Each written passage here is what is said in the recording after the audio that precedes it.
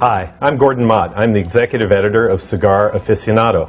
I'm David Savona, senior editor. We're here at Cigar Inn in Manhattan to talk about selecting a cigar. Now, we know that humidors can be confusing and really intimidating, particularly to people who are new to the cigar world. There are dozens and dozens of brands and literally hundreds of cigars in a humidor. So what we're going to try and do today is unlock some of the secrets of the humidor and make it easier for you to pick the perfect cigar.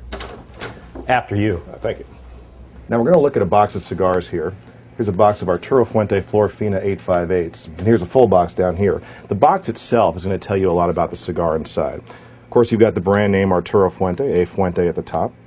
The front mark on the side, Flor Fina 858. And this is the stamp that shows you where it was produced. This says República Dominicana. It's a Dominican cigar. And look, you can tell it's a Maduro wrapper because they put this sticker on it here. Now, there's a lot of information on that box, but if you're not familiar with a designation like 858, you probably don't know exactly what that means. So this is your chance to look at the open boxes and start studying the kind of size or shape that you want to smoke. And that's really one of the first decisions you have to make when you walk into a humidor. You may decide that you want a Perfecto, which has two rounded ends, or you may decide that you want a straight-sided cigar like this Lonsdale.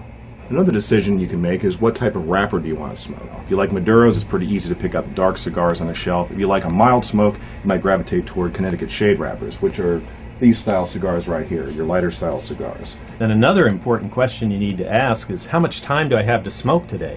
It might be lunchtime, and you have to be back to the office in an hour, so you may decide to choose a small cigar like this tiny Perfecto.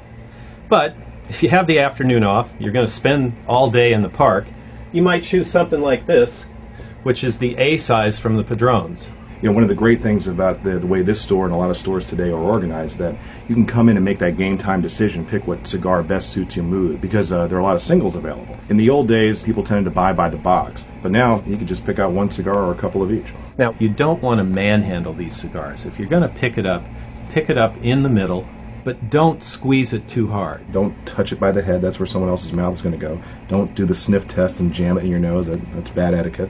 What you want to look for is a cigar that's in good smoking condition. You don't want one with cracks on the wrapper or a flaking wrapper. You want a cigar that looks nice and will smoke well. A lot of cigars are also wrapped in cellophane, which protects them both from consumers picking them up and damaging them, but also keeping the humidity a little bit more constant. And the other thing that you want to look for are humidors like this. The humidity is absolutely perfect in here, and you know when you walk in that the cigars are going to be well humidified and in great condition. Now, one of the things we haven't talked about yet are prices. In most shops, the prices are right on the box. One of the things we found out from many, many blind tastings at Cigar Aficionado is that a cigar that is more expensive doesn't necessarily mean it's going to be a better smoke. Don't be afraid of a bargain. We rate hundreds of cigars a year, literally everything that's in the marketplace at any given time. That means you can use those ratings as a guide to help you buy the cigar.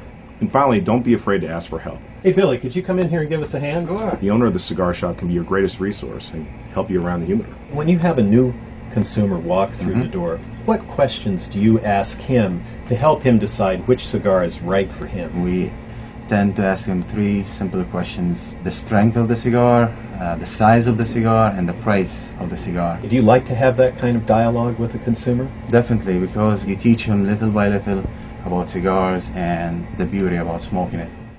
We want to thank you guys for letting us be here today. You know, one of the great things about buying a cigar is being able to sit down afterwards in a lounge like this and smoke it. It's one of the best things that I ever created for myself, is to share the knowledge that I know about cigars with my friends and with my customers. All of you should try and find tobacconists like this wherever you are. And if you're in New York, you should come on up to the Cigar Inn on the Upper East Side and meet Gus and Billy and buy a cigar here.